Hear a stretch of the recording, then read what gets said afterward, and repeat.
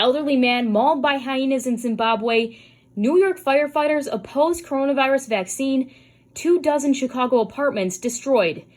Good evening. The time is 5:21. It is Thursday, December 9th, and this is Courtney Conroy bringing you your WCCN Hourly News Update, Chicago's most reliable news source. This hour's message is brought to you by our sponsors at Snickers, keeping you jolly this season. For news around the globe, an elderly man has been killed by a pack of hyenas in Zimbabwe after they pulled him from his bed while he was sleeping. The man, who has been identified as 87-year-old Tendai Maseka, was dragged 1,000 feet from his home.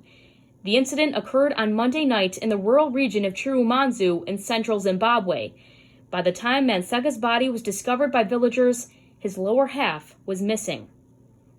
Elsewhere in Asia, China wants to break the U.S. dollar stranglehold on the global financial system and gain greater control over how people spend their money, the goal being that a digital currency could deliver both.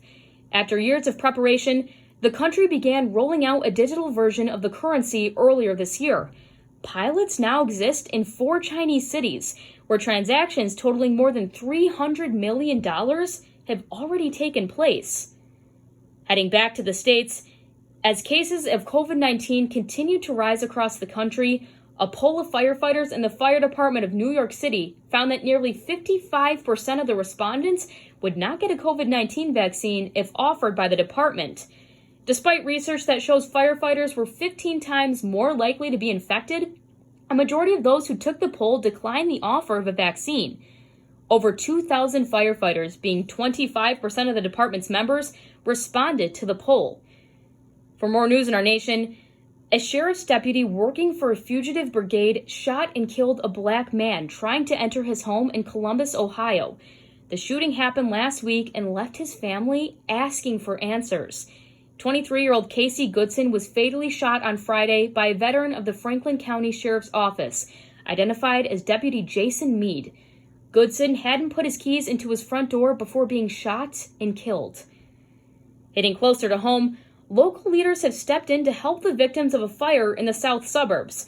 Residents from the apartment complex in the 3800 block of Canterbury Court say they're overwhelmed by the kindness that they've received and thankful that none of their neighbors were killed. Investigators believe it started as a kitchen fire and spread, which damaged 24 apartments. It took hours for 22 fire departments to pull out the flames as 30 families lost their homes. In the Windy City, Haley Orlinsky has made so many bracelets, looping colorful rubber bands over her thumb and index finger so many times that it's become a second nature. The spunky 7-year-old from Chicago has spent most of the coronavirus pandemic crafting the creations as a fundraiser to buy more personal protective equipment for a children's hospital. So far, the endeavor has generated nearly $20,000 for Ann and Robert H. Lurie Children's Hospital.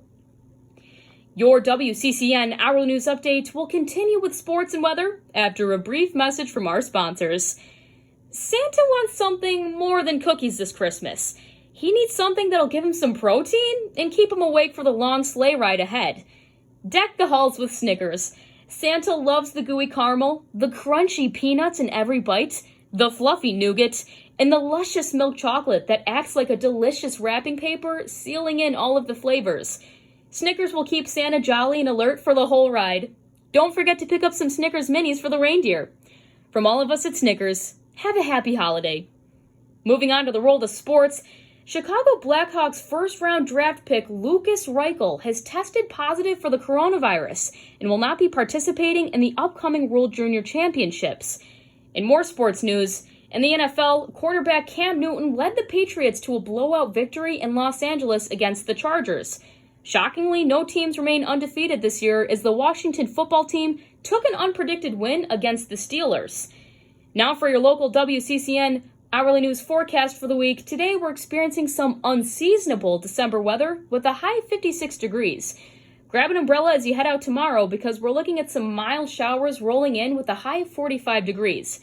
Time to pull out your favorite scarves and hats this Saturday as we're expecting some sleet showers and possibly some Sunday snow. That concludes today's WCCN Hourly News Update, brought to you by our sponsors at Snickers, keeping you jolly this season. The time is now 5:25, And this is Courtney Conroy wishing you a safe and spectacular evening.